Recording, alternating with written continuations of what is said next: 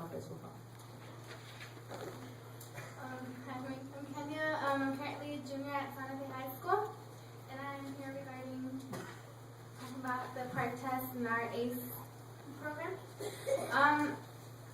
Talking about the PARCC test, I'm not really against it, but I'm not all for it. This test has honestly no knowledge to me. I don't think it's teaching me anything at all. It shouldn't really be a test, I guess. It's just, I don't know if you guys know how many tests we take a year, but in one of my classes we decided to count how many tests we take, and it's over 30 tests we have to take, including the PARCC test. Not just that, but it shouldn't be so high stake. Rumors have it that if you do not take the PARCC test, you do not graduate. I don't know if it's true or not, but that kind of does sound scary. Not just that, but if you guys know, for those who don't know what PARCC test means, it's Partnership of Assessment, Readiness for College and Career. Did you guys hear that? College and Career. I don't think this really has anything to do with my college and career. I want to get into nursing, and I don't think English, math, any of that have to do anything with nursing at all. Will this prepare me for it? Well, it probably does, but I don't know if it'll prepare me for it. I'm not just here talking about the PARCC test. I'm here to inform you guys about our ACE program, if you guys already know about it.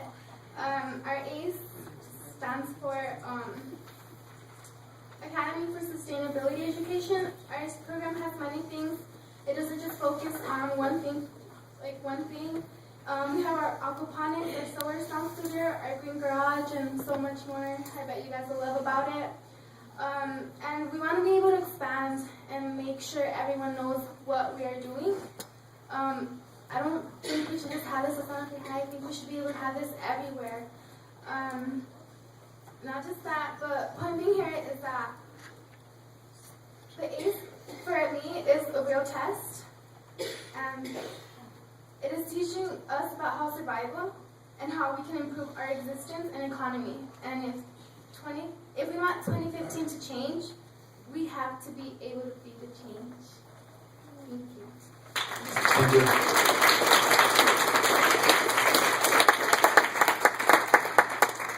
The next speaker is Cheryl Bumpus, followed by Diane Delno. Good evening, President Carrillo, Board. Boyd, I think, just Yeah, just step out 1 second. Okay. So, as I put down on my sign-in sheet, I want to talk about testing. We all know that there's way too much of it. I'm not sure if everybody knows why there is. So, in 1954, we had Brown versus Brown. There was a problem. And that problem continued despite Brown versus Brown. So in 1965, the Elementary and Secondary Education Act was passed. It was the first time that the federal government had any input into a local schoolhouse. At that time, the monies that were attached to the act were intended to benefit the minority populations. Unlike Brown versus Brown, it actually had an impact. However, as decades went on, and the federal government had a hook into the local schoolhouse, those monies increased exponentially. The success of the minority population did not. The reason for this was that the monies that were intended to benefit the minority populations all of a sudden started to have stipulations. Whereas the first and original act only said that the monies could not be spent on infrastructure, they had to be spent on the child. Subsequent reauthorizations allowed for the monies to be, or actually demanded that there be accountability attached to them. What ended up happening during Reagan and Thatcher era was that big business got into school. Now, the test companies are getting very wealthy, and we have lots of opportunity to pick from and choose from their tests. The impact on the classroom is totally asinine. It is. I'm a Capitol High School science teacher. I was a biochemist, and a chemist before that for almost 30 years. I came to support students in the medical pathway only to realize that there was a disconnect between curriculum and student learning. That should be the impetus. However, my curriculum, my AP biology curriculum, my chemistry curriculum, has fallen by the wayside because I cannot follow it. I cannot meet the time that I need to meet due to the amount of testing. And the DEA test hit me right smack dab in the middle of a quarter.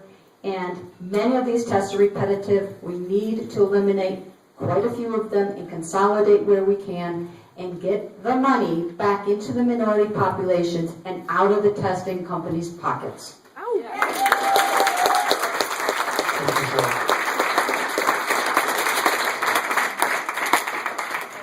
The next speaker is Diane Delgado, followed by Sam Lewis. Good evening, President Carrillo, members of the board, and Superintendent Boyd. I'm here again about technology and in support of the ETN from a principal standpoint and how we're changing technology. Since Dr. Boyd came to Santa Fe, I think we started the same year, we have instructional plans. 2 of those goals in our plans are district-wide lesson objectives and making evidence of student thinking, which are excellent goals to have. And then at Adelia, we have timely and effective feedback. And this year, as a cohort 1 school, we bit off a 4th one. Despite some encouragement from our supervisors that 4 maybe was too many, we felt that if we were going to truly embrace technology, we had to make it a part of what we did. So we added a 4th goal, and that was to take the SAMR model and embed it into everything we're doing to make our 1st, 2nd, and 3rd instructional priorities happen. We are still at the level of substitution at the S level and then augmentation where we might use our smart board in some of our activities to augment what we would have normally done paper pencil or through an old-fashioned projector. We're hoping to get to modification and redefinition. In order to do that, we need to continue. We need your vote on the ETN. We need to stay with the Apple platform. What we're doing with our staff, with iTunes University, we would love to extend to our educational paraprofessionals. It goes in line with sustainability and going paperless. I have a staff, as I've said before, a lot work at other schools. Not all are full-time. We job share. And many of my teachers learn differently. Many learn weekend hours, late hours, after they've processed their day. So we started iTunes U to post our ways, our professional development, our readings, our articles, our online chat boards, to do things differently so that when our time together is together, it's valuable and meaningful. The old motto we've had works